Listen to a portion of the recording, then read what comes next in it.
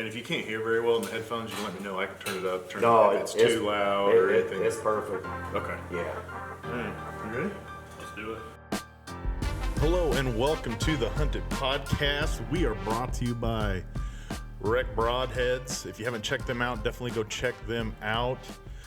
They are, to me, I believe they're one of these broadheads that they're going to take off. So if you haven't checked them out yet, absolutely go check them out. They got expandables, they got 2-blade fixed, they got 4-blade fixed. Levi went through and put the hammer down with some of the XPs. I finally got that right after so many episodes. I'm shooting the FX4s, and I know everybody always says like they fly true and they fly like darts and they fly like field tips. I'm not joking. These suckers absolutely do. When I went through and set my FX4s up, all I did was I'm not bullshitting. I went through, put the tips on, and they hit right where they needed to be. So 100% go check them out. Let Matt know that you found him through us, and we'd greatly appreciate that. Then we got a smaller little local one. It's Wild Oak Whitetails, real good buddy of mine, Corey. This man knows so much about deer pee, it's almost sickening. And the amount that he knows about deer pee, you would think there's definitely something wrong with him, which there absolutely is. But we're more than happy to have him. He's a veteran. Does good stuff for veterans and things like that too. So make sure you go check them out. He's on Facebook, and he's just a little nothing hole in the wall fella, but he's a great man. Make sure to go check him out and get you some good old buck lure pee. And then Dominant Strands Bowstrings. Lewis he's veteran owned, operated, and all that good stuff too. His strings are phenomenal. He went through and did some for Levi and I, and I can't say enough about him.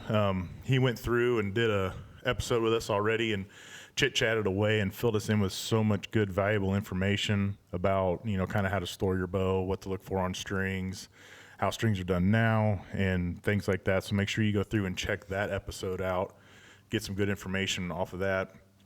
And then we got ECW Hunting Calls.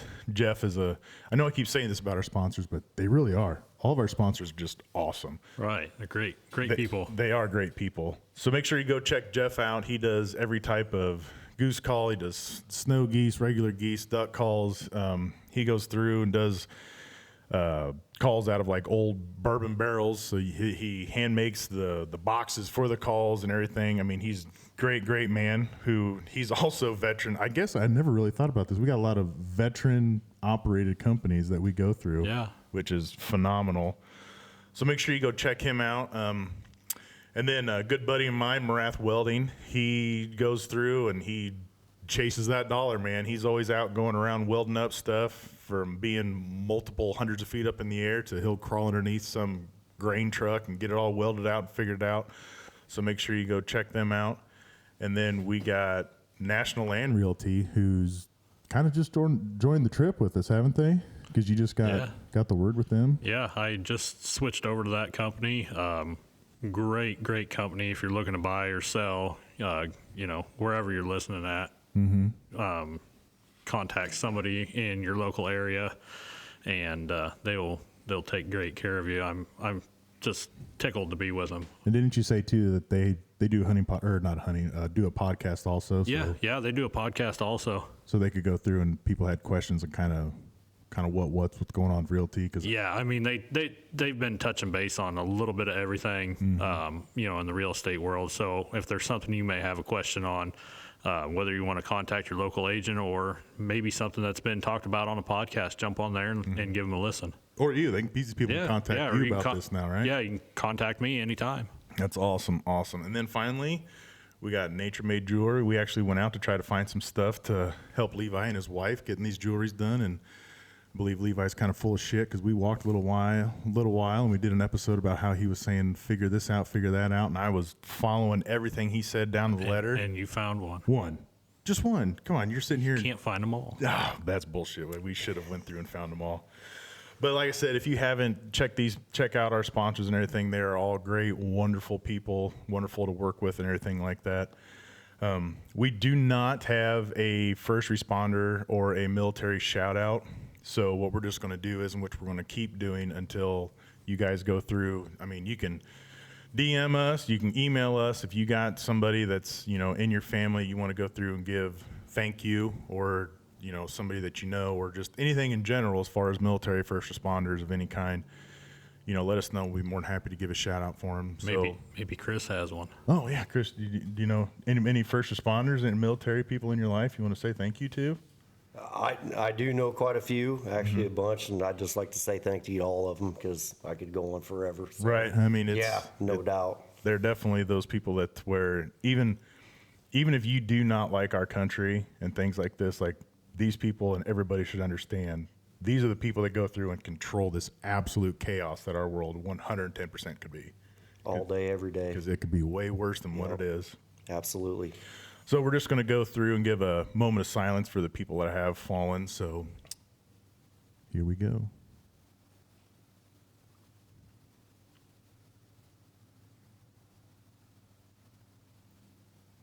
So with that, if you had somebody that has fallen, be it in the military or first responder, we're sure you're going through, some pain and some agony and stuff like this. But at least the three of us right here, we truly do want to say thank you for their sacrifice and everything that they did. Excuse me. But with all that being said, if you guys want to see what Levi and I are up to, make sure you follow us on Facebook and Instagram. And then we're kind of getting it going here. Hopefully we'll get some turkey videos here before too long, since that's the season that's coming up, maybe a couple how-tos and kind of what we do. Or if you're listening to this episode on whatever platform that you listen to and you want to see our ugly faces and everything like that, or today might be one you might want to check out, because Chris was wonderful enough to fill our table here with some antlers, and they are phenomenal. I'm sure watching them on your phone or tablet or whatever it is not going to do it justice. But make sure you go and check us out on YouTube and keep up to date with everything like that. So, and then finally, we're going to go ahead and jump into this. If you like this episode or any other episode or anything like that, and we greatly would appreciate it, go through and give us 5 stars. That goes through and helps us out, so we know that, with what we're doing, people are liking and everything like that. And we're not looking to get big, rich, and famous, but we do want to hear some positive feedback. Let us know what we're doing and everything like that, so we can keep on doing it. So we're going to get rolling into this one. I always feel so long-winded after going through and You are long-winded. spitting all that stuff out and everything like that, but we're going to get all into it. So I'm going to, because like I was saying, we're recording this at the same time. I'm going to go through and check and make sure we're recording. So I'll let Levi kick this off right quick. So, as you're going to see in the video of this podcast, all these antlers here in front of us. I mean, this is incredible what Chris has brought here to show us all. And I guess we're just going to start off with the deer you shot this year. Yeah. I mean, what an absolute giant. Like we were talking earlier, just so much packed into a little compact frame deer. It's like, it's unreal. I mean, I'm thankful that you brought it in and let us actually hold it and see it. I mean, you just have to be here to really appreciate it. I mean, it's just a phenomenal deer. So I guess, how much history did you have with this deer? So it go back to 2020 when my brother-in-law found it'd been his right side in the field in the spring. We didn't know anything about him except for my neighbor, his dad, said that he's seen a double drop time buck, not a big one, behind the house several times. And so Will would call him. He's like, hey, Dad said he's been seeing a double drop time buck behind the house. It's not a big one, but it does have drop times on both sides. So we're like, man, we run a ton of cameras. So never seen it, never had no pictures of it. That spring, my brother-in-law finds it on the point of what we call Animal Island on our farm. So that was basically our first step of having history with them. 2021, end of October, we started getting picture after picture. And a friend of mine, Clark Cummings, had called me that summer. He said, hey, dude, you got a double drop buck that you guys know about on your farm? I'm like, I said, no, not really, but I told him about the previous year out at Ponders.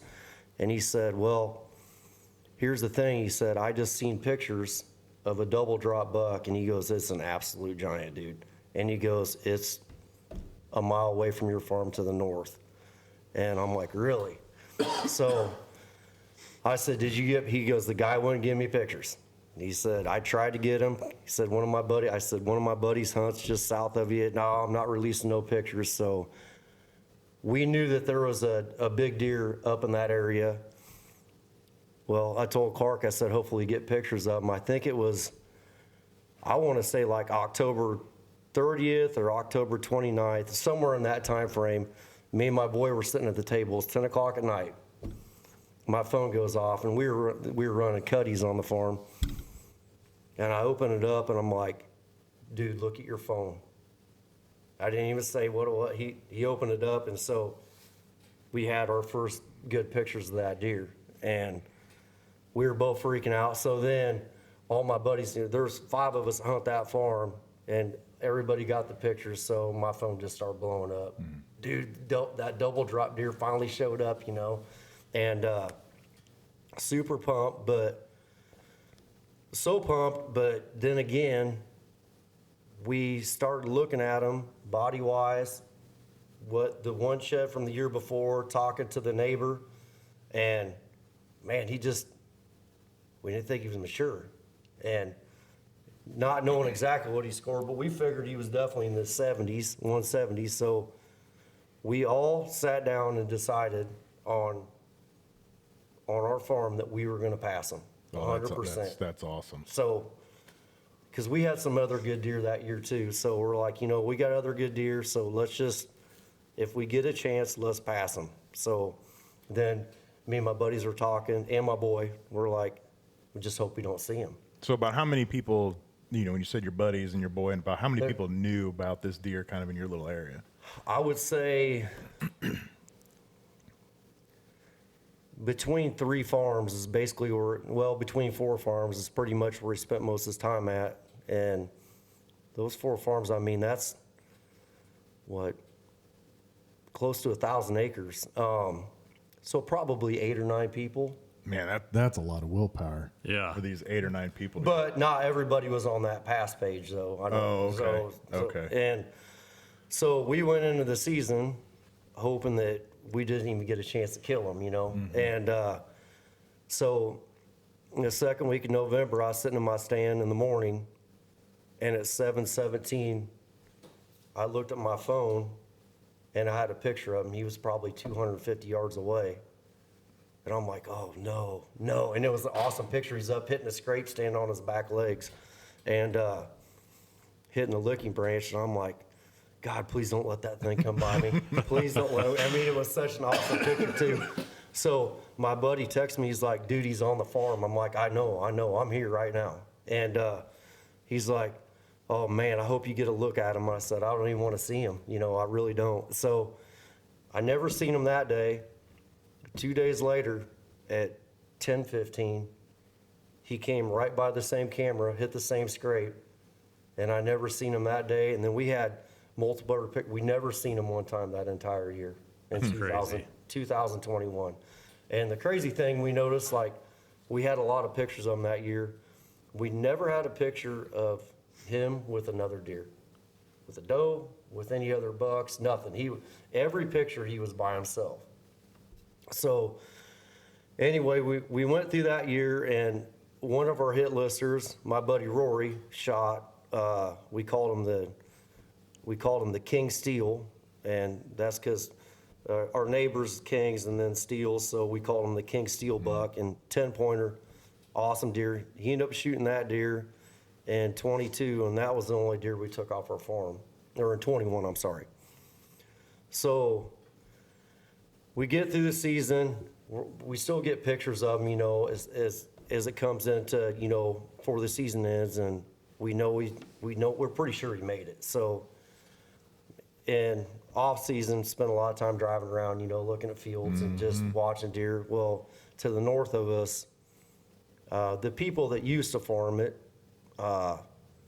he was an older farmer, didn't have the best equipment in the world, and I couldn't ever figure out. I was like, man, why does all my deer always leave and go straight across the street to the north? Well, I figured it out because this guy was just leaving so much crop in the field every year. I mean, just old equipment and just so. a lot of times my deer would just bail out and head north, and they'd winter up there. So I was watching all these deer. Well, one of my buddies, Mitch, him and his dad took that farm over that winter to start farming it. They don't get to hunt it, they just get to farm it. Well, he's a big outdoorsman too. And so I told him, I called him one day, I said, dude, I swear to God, I seen double drop out in that field. And then another day I seen him out there, and I said, man, he's gonna puke both his horns off out there for sure. And so it got closer to the shed season. Well, Mitch called me one day. He said, hey man, I know it's only the first week of February, but I think it was like the 6th or 7th. He goes, I'm just gonna go walk that little piece where you told me, and then I'll just walk that and I'll bail out. And he said, where should I park at? And I said, just park right up there and start in that grass and just hit all that grass and then work towards that point to the east. And within 3 minutes, he called me, dude, I already found one side of him. That's crazy. And so he's like, hold on, I'm gonna call you on Snapchat. And of course, you know, like kids in the candy store, we're both just freaking out, going crazy. And so he ends up walking it, picks up a bunch of sheds, can't find the other side. So he ends up putting a bunch of time in there to try to find it. And it's a big farm, it's 320 acres. And it's pretty nasty, gnarly. It could have dropped anywhere and never found it. I mean, needle in a haystack kind of farm. So the March, I don't know, 10th, 11th, somewhere in there, I got up in the morning early, woke up, went out, decided I was just gonna go listen to turkeys just for something to do. It was nice out. And I was just gonna go sit and listen to turkeys gobble on the roost.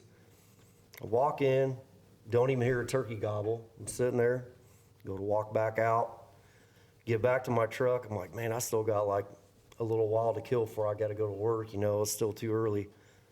And there's this area along the creek that I hate walking because there's railroad tracks there. And I always find dead deer there. And I hate to walk it because I never know what I'm going to find. I'm like, man, it seems like I always find a deer I don't want to find.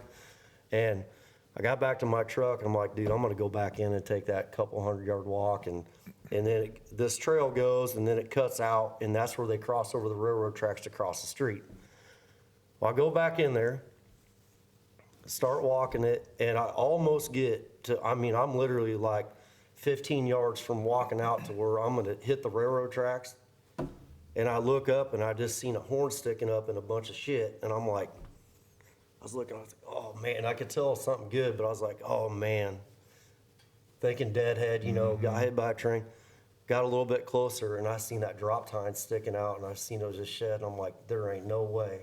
So walk up there, pick that thing up. I call my buddy Mitch, and I'm like, dude, I just found the other side. He's like, are you freaking kidding me? You know, I'm like, no, I just found the other side. Call my wife. She thought I was getting murdered or something. I was screaming on the phone. She's like, what's going on? I'm like, I just found the other side of double drop. She's like, oh, I thought you were getting murdered. So it's one of those things, oh, you know better. If I was getting murdered, I wasn't calling you for help. Exactly. So anyway, those sheds were as a crow flies, they were 1,440 yards apart. Holy shit. Yeah. So Wow. that just goes to show you, how far, they say, oh, them bigger ones, you're gonna find them within 200 or 300 yards. And Yeah. not to get off subject, these sheds here, 1.2 miles. Yep. So, Wow. yeah. Yeah, that's Now, Yeah. how close to the railroad tracks was this other side? 60, 70 yards. That's crazy. And the crazy thing is, like, where he dropped, like, there's a bunch of head trees through there, so if he'd have came around the corner and laid that shed on the ground, they'd have been able to see it. Guys off the railroad would have been able to see it for sure, because it had been on the wide open. If they were cruising back into the yard and looking over, it had just been sitting right there, but he dropped it right before he got to that open spot, so. That's crazy. Otherwise, and I wasn't even shed hunting, you know? Right. I wasn't. I was out listening for turkeys for youth season, just trying to see what we had going on, just something to do. Well, that's what we need to do then. Yeah. We need to go listen for turkeys. There you go. There's your next big shed tip. Just go listen for turkeys. And I haven't even touched that spot this year because I'm like, maybe I walk back in that same spot same day and get lucky again. But, you know. There you go. So, anyway, going from the sheds to the following, 2022 season. So I just want to interrupt. So these sheds here, are these the ones that you found then? Yeah. So Yeah. So,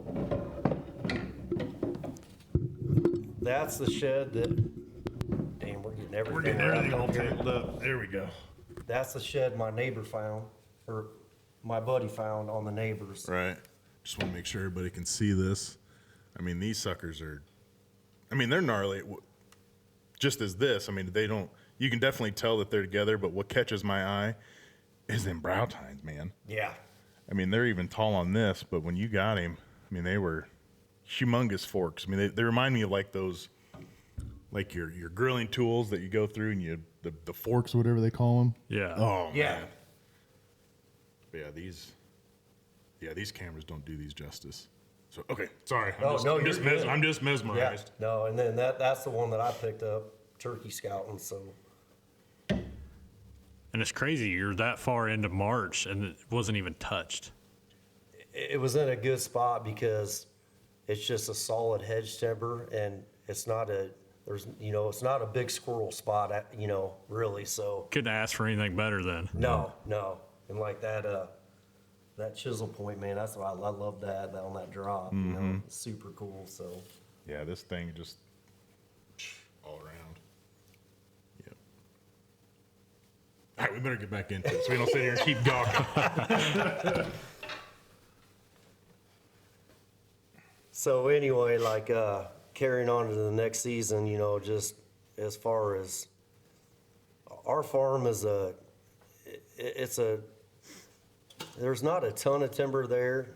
There's good timber all the way along the creek, but then it's just a bunch of ditches and draws and which in all reality makes it a little bit easier to hunt because you don't have big giant stands of timber. So once you figure that farm out, you always got your main cross throughs that they're always going to come through every year.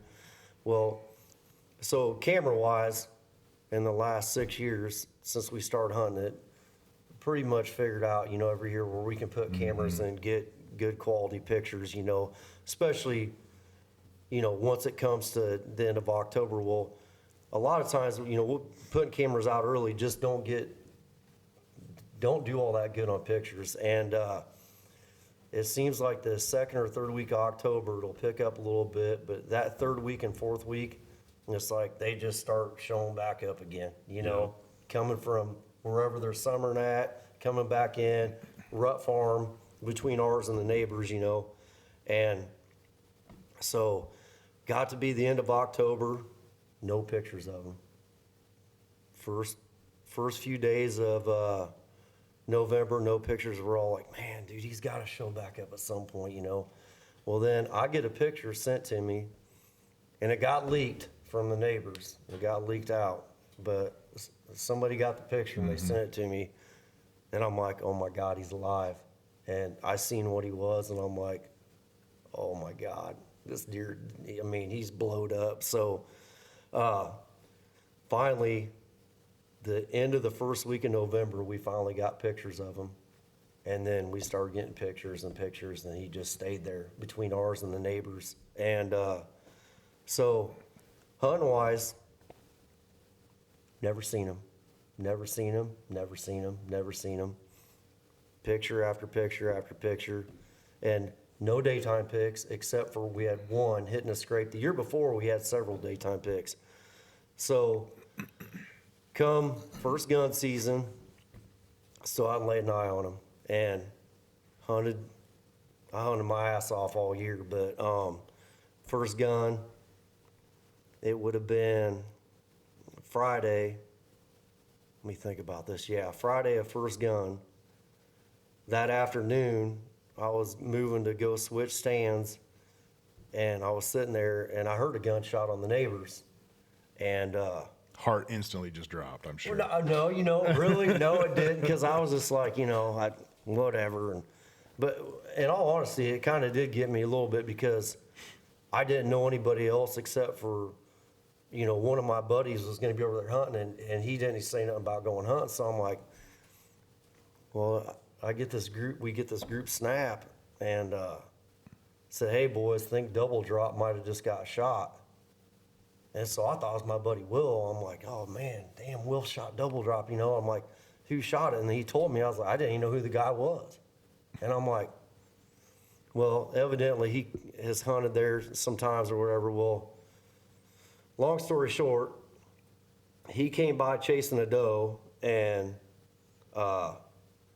it all happened real quick, I guess. He shot at him, didn't know if he hit him, but he thought that he seen him limping when he walked off. So next day, they found some drops of blood that went into ours. So I went out there, and we tracked it for 70 yards into ours, and it was just, little minuscule drops of blood. So I'm like, man, hopefully he's doing okay, hopefully. And so I talked to him that day. I said, where do you think, he goes, I think I might have hit him in the back leg. He goes, he was chasing a doe and didn't take a real great shot. But, so now I'm freaking out, watching our cameras. Then my cameras all of our cameras take a shit. Our whole cutting link system took a shit. And I didn't want to go in, and I didn't want to go on our farm all the way back there because it's a mile deep. I didn't want to go back and have to try to mess with these cameras and start bumping deer all over the place. So we just agreed. We're like, hey, it is what it is. I mean, let's just leave them and just don't mess with them. So I bow hunted in between the gun seasons and never seen them. But my buddy, one of my buddies that works for a railroad, called me. He's like, man, I got some pretty good news for you. He goes, and I'm not 100% on this, but he's like, there's not too many deer around like that in that area. He said, a guy that works the railroad, I got to talk to me, he's like, he's not a deer hunter. He goes, but he come up, he said, man, Nate, he goes, I was pulling in the other day. He goes, dude, I seen this buck. He goes, I never seen nothing like it. And so we asked him where it was at. And so he's like, man, so he got pictures, and he's like, is this him? He's like, dude, that was him for sure. That's crazy. So he called me and told me that. I'm like, well, and thank God, he's still alive, So Nate asked him, he said, he looked messed up or anything? He's like, dude, I didn't even look at anything but that damn rack on him. He's like, he looked fine to me, but. So going into second gun season, I knew he was still alive. So Thursday morning, second gun, I'm not even hunting in the morning. I'm going to wait to hunt in the afternoon. I'm going to go out at noon. And my shop is directly across the street from where I hunt at.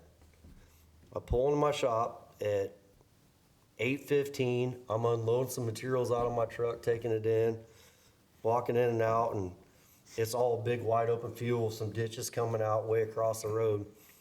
And I look out and I see a deer walk out in the field from what we call the trailer ditch. There's an old trailer that sits way back in the woods. It's like 600 yards off the road. And I look, and it wasn't a big body deer, just from the eye, not glassing it. And well, made a couple trips in and out of the shop. Well, finally, I got binos laying in my window, and I open the window up and I glass across the street, and it's him. Oh shit. He's in the field at like 8:35 in the morning, all by himself feeding, which is crazy weird. So I'm like, I called my buddy Rory, and I'm like, dude, Double Drop is in the field right across from the shop. I said, he came out of the trailer point. He's like, what, 8:30 in the morning? I'm like, yeah. And so he's like, well, man, dude, it's gun season. What are you doing? You got to get on him. I'm like, there ain't no way. I said, I said, I could come in from the backside and try to sneak him, but we had a horrible wind. The wind was out of the south. So I'm like, the wind's horrible. I said, there ain't no way. And he's like, well, what are you going to do? I said, I'm just going to sit here and watch him, and hopefully I can see where he goes and, goes in. And I know he's probably going to bed somewhere in that area. If I can watch him where he beds, then I'll just try to make a decision what I'm going to do this afternoon. Well, as I'm watching him, the deer works his way out in the field. Now he's probably 150 yards from where he came out, and a coyote comes out of that same ditch and walks out into the field and goes right up to him. He didn't run up to him, he just walked up to him. And I'm watching all this through my binos. I'm like, what in the hell? He turned around and looked at him. He just kept his head down. He's just eating like crazy. I mean, like he hadn't ate forever. And the coyote walks up to him, and he gets about 10 yards away, and he keeps turning around looking at him. He's back eating. And next thing you know, that coyote actually gets right up to him. And he turned around the first time, he spun his head around and actually hit him. Actually hit him with his horns and pushed him away. Well, he just dropped back a little bit. He just sat down and just watched him. So kept feeding. That coyote went back up again. And when he went up the second time, he kind of went like that and pushed him away. The third time, he actually turned around and took off, like charged at him a little bit. Well, he ran right back in the ditch. So I called Rory back, and I'm like, dude, this coyote is literally on this deer.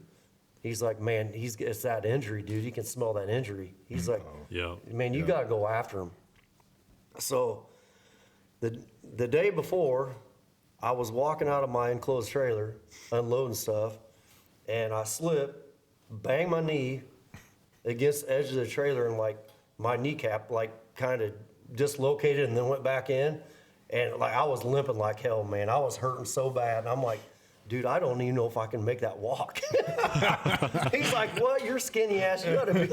I was like, man, my leg swelled up. I said, I'm hurting like hell. He's like, man, you got to go after him. I said, man, it's just the wind. I don't think I'm going to be able to pull it off. He's like, here's the thing. If you don't go after him and he goes to bed somewhere, we might never see him again until shed season and then find him dead. Right. And so he's like, take some video of him before you go. So I took some video and sent to him. And I called him back. I said, dude, I'm going. I'm rolling. So I was on my shop, shaking so well. When I was looking out through my binos, I had to go get a box of contractor bags and set my binos on that and hold my hands behind my back because I couldn't do it. I was shaking so damn bad. And so anyway, I threw all my stuff on, and I had it plotted out how I was going to try to do it. And I got all the way. I went down the road, crossed the road, got all the way to the first ditch, and I came up it, and he was east of me, and so I was going to be good on wind there. Well, when I got up there, there was a bunch of concrete that poured on the end of the ditch, so I got up behind that, walked up, and he was sitting out there probably 250, out dead middle of the field, heading towards what we call Animal Island. And so I watched him for a little bit, took a little bit of video, and he was just standing out there feeding. So then I'm like, man, if I go all the way around, get to this next point, that's going to put me a little bit closer. Well, by the time I got down, went all the way around, went to the next point, crawled up it, I couldn't see him because the way the field crowns out. So I'm thinking either he made it all the way to Animal Island and went into the Animal Island, or I just can't see him because of the way the field crowns. So there's a waterway that goes up. So I crawled the waterway, got up the waterway, and then the field peaks out, and I crawled up, and I kept looking. I'm like, man, he's gone. You know, he ain't there. I looked again, and then finally I looked further back to the east, and he was still in the field, but he was almost to what we call Animal Island at this point. He was probably 100 yards away from it, which, in all honesty, like a little over 200 yards for me. And so I went back down, got back down that ditch, and I sat there for a little bit, and my buddy Rory texted me. He's like, dude, what's the deal? I'm like, I'm in this ditch. He's about to go into Animal Island into the point. He's like, what are you going to do? And I said, I don't know. And he calls me, and I said, what should I do? He's like, man, I don't know, dude. I'm like, you know he's going to go in there in bed. And on that point, there's a bunch of grass, and we've watched so many deer bed, so many bucks bed right there. It's like a perfect vantage point. You know, they can see everything going on. And so he's like, man, I'd sneak it all the way back to the east and then cut over and then come right back up that island and just crawl the whole thing. So I was like, I ended up crawling back up, and I watched him go I watched him, he was probably 15 yards away because it drops off into there, and I watched his antlers disappear. I knew exactly where he went, whether he was gonna go in there bed or not, but, so I came back, walked all the way down to the east, went back north, and got to the island. And then it's kind of uphill from there, and I just crawled the whole thing. And it comes out to a little point, and I got to there, and I got up and started glassing, and all I could see was the back of his head and his antlers sticking up right on the edge. And it was like 65 yards. Oh, wow. And he was looking straight to the west, like back towards my shop. And so, oh my God. So I laid there, and I was texting Rory back and forth. I'm like, dude, what do I do? And he's like, you just got to lay there until he gets up. And I'm like, man, if he gets up and goes any direction but out, I'm never going to get a shot at him. I said, he's like, well, what the hell is he going to do? And I said, I really don't know. So I got up again and looked. I'm like, man, the way the elevation was, there was a deadfall, and it had fallen and laid back into the woods, but it was enough to, if I crawled it, I was going to be good. I got up to that, which put me at 45 yards. Oh, wow. Yeah. So now I'm laying there, and I'm 45 yards away, and he hadn't changed one bit from the first time I glassed him. He's still looking straight west, and he's just laying there right on the edge of that piece of woods and that grass. And I'm like, and I'm behind this deadfall, so I'm like, man, I got to get out around the edge of it, and I'll just lay right here, because that way if he gets up, I'm going to have shots if he goes north, south, or west, or back towards me, I'll be good. I start moving around it, and I ain't shitting you. I crunched like the smallest thing of my elbow or my knee, and he just jumped up like that. I mean, like within a second. And he bolted down into that ditch in the Animal Island. I'm like, oh my God, man, I just blew like a 1,500 yard stock, and which I knew when I left my shop that day, I knew the chance of me shooting that deer was like, Pretty slim. yeah. That never works. Right. Ever. But so I just turned and held my gun straight down in that ditch, and I couldn't see where he went. I thought he bailed across the field and went towards the creek for sure. I couldn't see that, but all of a sudden I heard him coming, and then I seen him. I seen his rat coming, so I just picked a window out and I never moved my gun one time. I was like, dude, you gotta do this. And he walked right in that window, and I shot him. He turned right back around where he came from, and I couldn't see him, and I never heard him crash, but it was a 25-yard shot. So, I mean, and not knowing, maybe I blew it but I felt good. Like, as far as the giant deer, like, usually I just kept telling myself, man, you can't blow this, which I thought I did. And then, so I laid there, and I was like, man, I know I had to hit him. And waited for like 20 minutes, and I just laid there with my head on the ground, like hands over my head. I'm like, just listening. I'm like, never heard nothing. Finally, I got up and I walked down that ditch, and I was looking up, and I'm like, man, I should be able to see him. I definitely missed him, or I hit him, and he ran across the field into that creek ridge. And I walked a little bit further, and then I seen his antlers laying in these bushes or whatever, and walked around the corner, and I called my wife. Darla was the first person I called, and she had no clue. She thought I was working.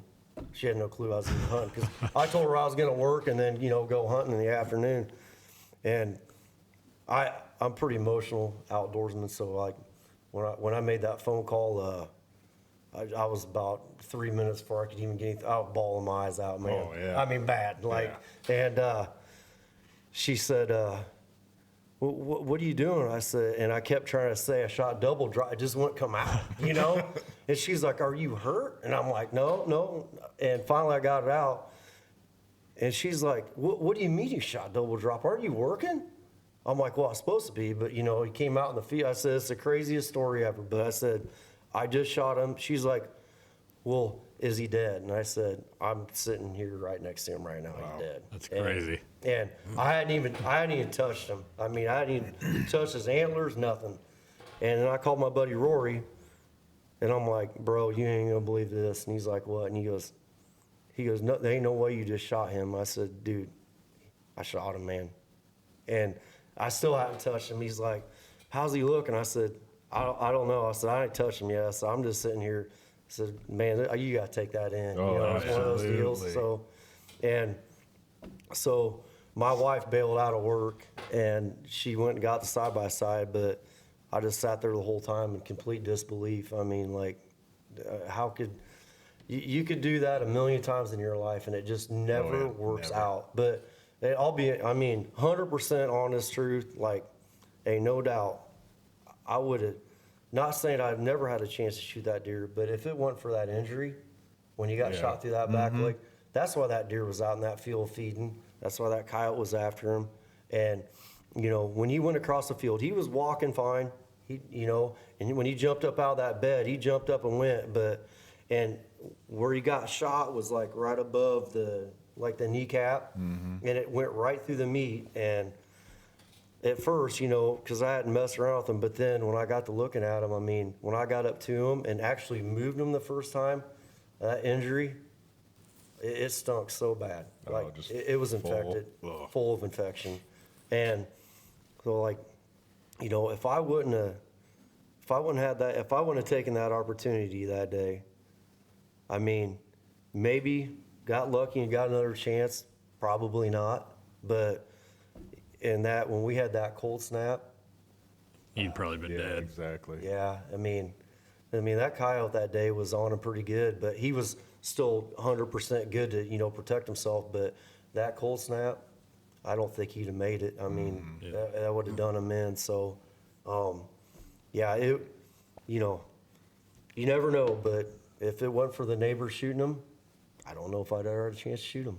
Yeah. Might have never seen him this year, so. To me, that's just a crazy story from start to finish. All these people knew this. Like you said, your neighbor shot him and gimped him. It just kind of Sounds like it was almost like a to be. Like it was meant to be. Everything just came full circle. Exactly. And, Yeah,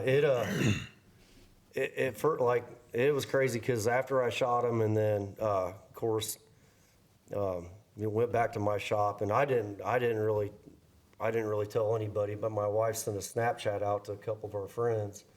And it got, everybody's calling her, dude, Donovan just shot double drop, and by the time we left and got back to the shop, there's already people in my shop. And and then the whole day, that whole night, it was almost overwhelming. I didn't even really get it because I was so just, how, to shoot, you're so overwhelmed. Well, anyway. I don't know how it is. I don't know how it is, but I can imagine. Well, we're living through you. Yeah. But so it was like, I don't know. It's like it was awesome because everybody's super cool, and but I just needed a little time for it all to sink in. Even the next day, I couldn't even believe it went down. I was just so in awe about how it happened. In that fog, still trying to figure it all out. Yeah. Is this real life kind of deal? I woke up the next morning and I'm drank a few beers that night, celebration, celebratory beers. But next morning I got up and I'm like, man, did that really happen yesterday? Right. Or, really the whole story with him. Never ever getting to see him.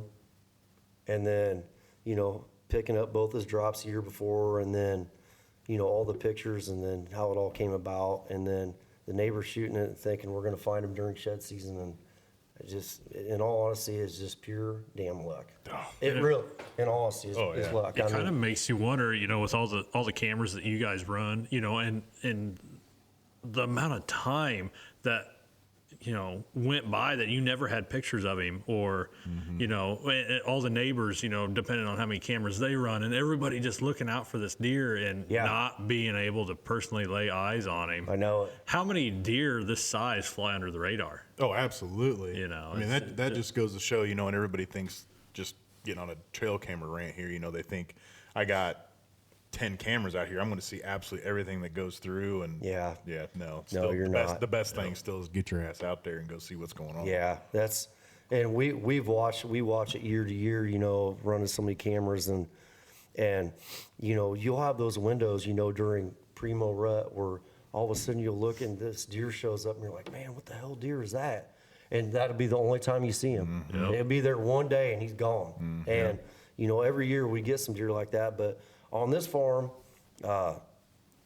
we do every year we put a lot of pictures together to deer we have, just because, as I told you guys earlier, we got 700 acres of family ground that my wife's grandmother fortunately lets us hunt,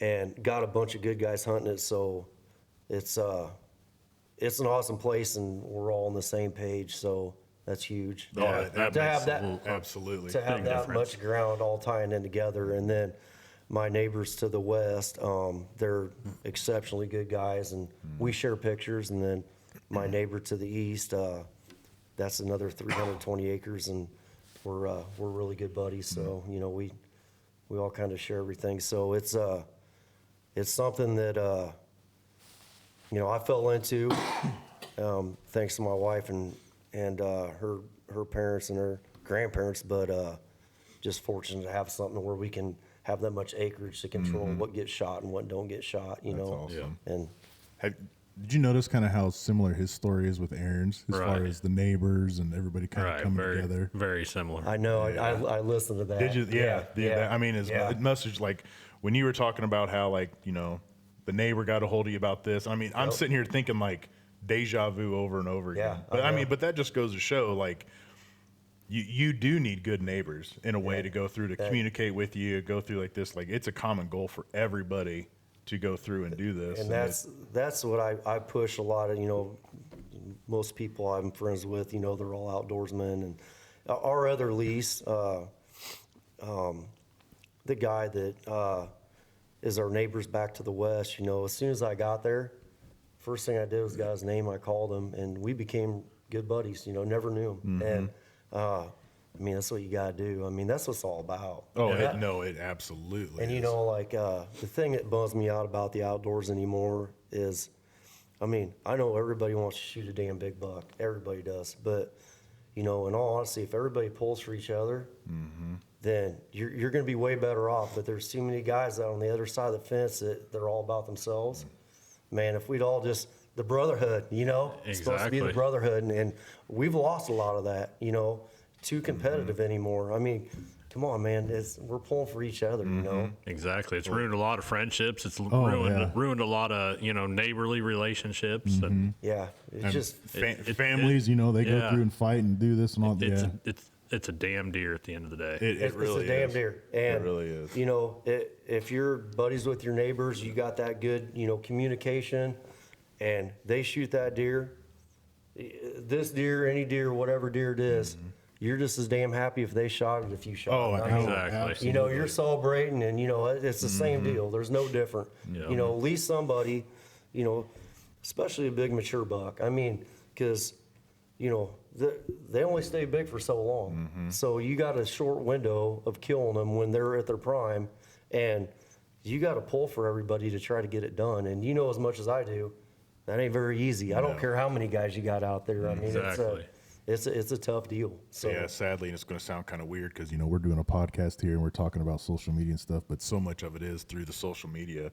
Everybody wants to be social media famous and do this and that and show, you know, I only kill big deer and I kill this and that. you know, that whole camaraderie is gone. But with that being said, though, for people that go through and they can do this and stuff, I mean, Me and you, we didn't know sickum about each other, and Right. through the outdoors, me and you became, you know, really good buds. buds and stuff. And then same thing with Clark. You know, I didn't know nothing from him for nothing in the outdoors. You know, put us together and everything. So I mean, Yeah. On the other hand, you know, there is the positive. Like if you do it right, get stuff figured out and everything. And I mean, shoot, I mean, I just met you today and everything like this, and I absolutely, man, you're my buddy now. Oh, I know. It's crazy. I knew coming down here to do this podcast, which I thank you guys for having me, because I've never done one before, and I was super pumped about doing it. It's addicting. Oh yeah. No, 100%. Yeah. So I knew as soon as I showed up, I'm like, well, I was talking to my buddy Nate, and he goes, you guys are going to get shooting the shit, and you'll have half the podcast done before you even start the podcast. And I said, oh, I get it too.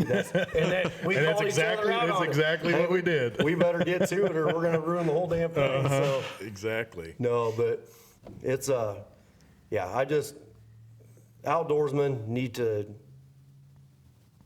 recreate that bond and, pull for each other. Yes, absolutely. Yeah, I mean, like back in the day, gun season, growing up when I was a kid, which honestly wasn't that long ago, but it's like everybody hunted. Your neighbor hunted, your dad hunted, your brother, your mother, whatever. Everybody hunted.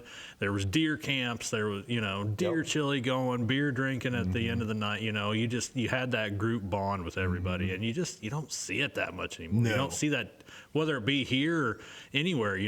Not too long ago, I was watching an episode of Driven with Pat and Nicole, and they were talking about just pulling, I think they pulled a camper out on their farm, and got like Pat's dad or Nicole's dad or somebody, and kind of recreated that deer camp that they used to have back in the 80s and early 90s, and it was good to see that, coming back around again. Yeah, Oh, absolutely. I actually guided Pat and Nicole for a couple of years, so they came back to Illinois and hunted. So Yeah, I heard that they had a couple places somewhat near around here. Yeah, I think they were at that time. They're actually hunting just down the road from where we were at shed hunting. No today. shit. Yeah, they were kind of over in that area. Yeah, So that's kind of what I heard too. I won't give away the details of the location, but I remember leaving one morning and just kind of cruising around the block and seeing their truck there. I'm like, Yeah. that's pretty neat. well, yeah, That kind of brings me into something else that, real quick want to talk about, because like me and you were talking earlier, like there's so many people that go through and they don't realize that there is this caliber deer in our little area. Everybody thinks they got to go to Kansas. They got to go,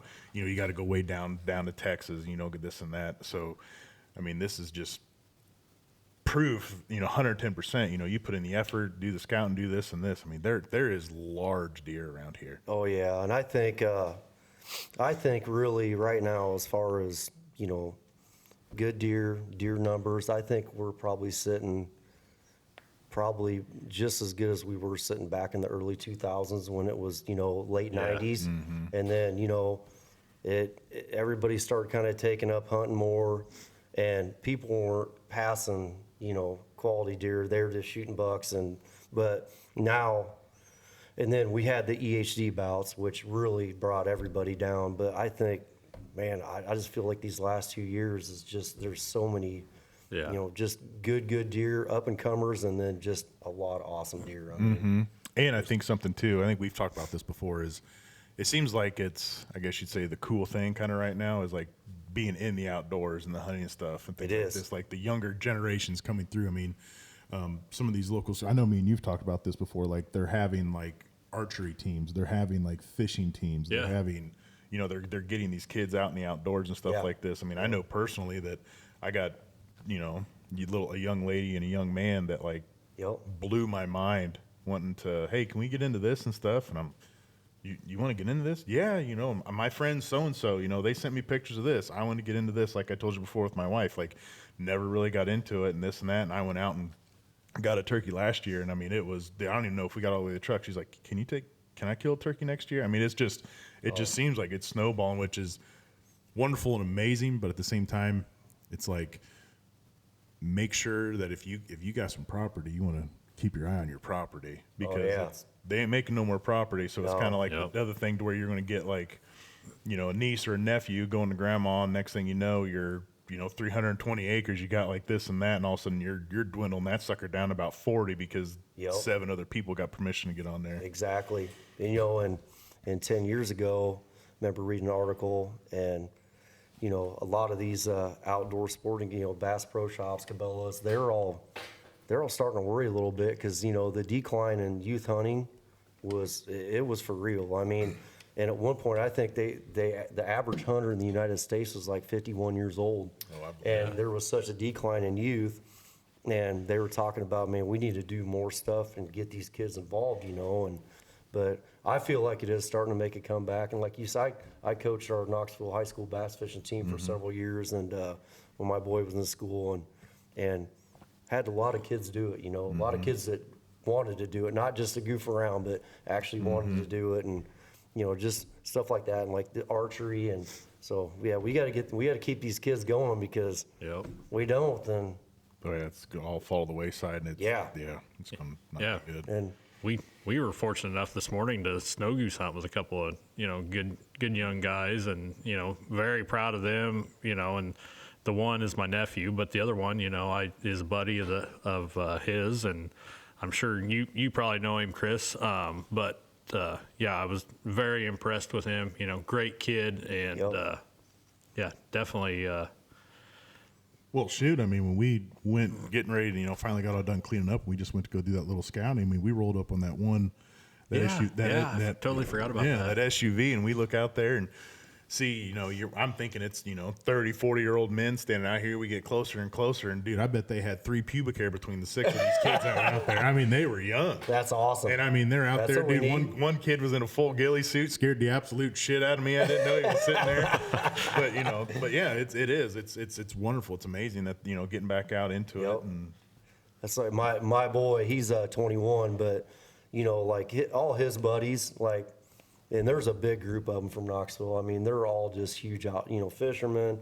They all love to deer hunt. They all love to waterfowl hunt. And I mean, I was like, so with my boy, growing up, of course, he was in the outdoors at a young age, but all his buddies did it too. So it was so much damn fun, when them kids were Yeah. growing up, because Keeps him out of trouble. yeah, well, most of the time. yeah, it depends on Most of what the time. trouble. Yeah. Yeah. Yeah. But I mean, with that though, I mean, it just like sports and things like that, like it builds a discipline. I mean, it's Exactly. it's not just wake up one day, decide to go buy a brand new Matthews or a Browning or whatever, and I'm going to go out to go here and go kill. Yeah. Like there's Yeah. you got to figure stuff out, build your patience.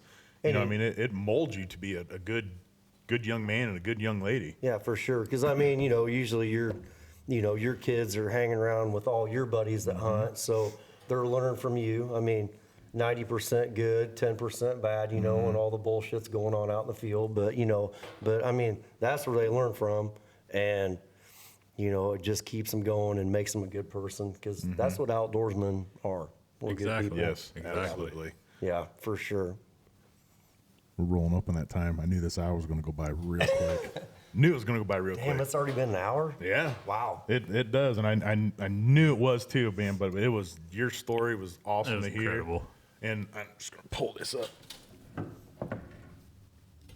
cause I don't know if you can see this, but like I said on the camera, it does not do this thing justice. I mean, it's got drops. These brow tines are just something else. Stickers, kickers, you I name mean, it, there's it's got it. mass and all this stuff. So if you're listening to this, make sure that you go through and check us out on YouTube so you can get at least an idea of what this sucker is. But I mean, it's just just takes my words away, which is pretty difficult for me. But I think we're going to have to close this off, because if not, we will most definitely be here for another hour.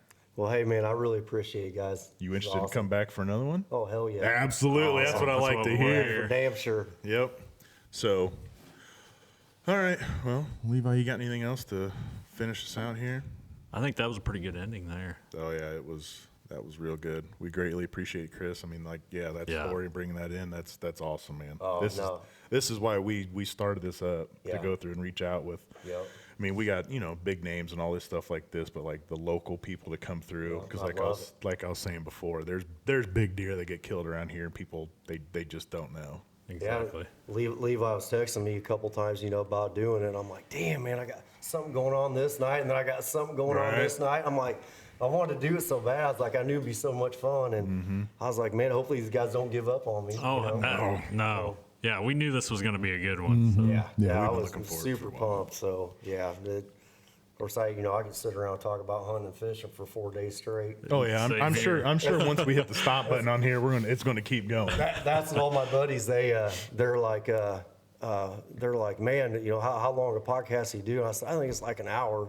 And I said, but knowing all of us, it'll probably be like a record podcast, 36-hour podcast. Oh it absolutely would be. Yeah, for sure. So That might be something to look into. we can always do a parter. But- We can do one part, another part, like this. I mean, Chris seems like an all right guy. Marathon, I think marathon we- podcast. Yeah, we- There you yeah, yeah. We can go through and do a couple parter, and just stop it here, and then just pick right back up into it. Well, and I'll go tell from you, there. we get Clark down here. He can roll for hours Oh, too. So. you ain't a joking. He's definitely one of those guys. You see him and this and that, and it's this man don't ever talk, but man, you get him talking about hunting and this and that, and then you're like, man, this dude don't shut up. I don't think our phone conversations are ever 2 hours. Oh, Ever. I completely So- I completely believe that. Yeah, for sure. So, But we are going to close this off. So, but yes, Chris, thank you again. We can't wait to get you back on. It was Thank you, guys. a lot of fun. We are going to close this up real quick. And we just want to tell everybody, you know, again, go through, check us out on YouTube, Facebook, and Instagram, all that good stuff. Go through, give us the 5 stars so we can keep going on. Let us know that this is somewhat enjoyable for you guys. And that is that. So we will catch you on the next one.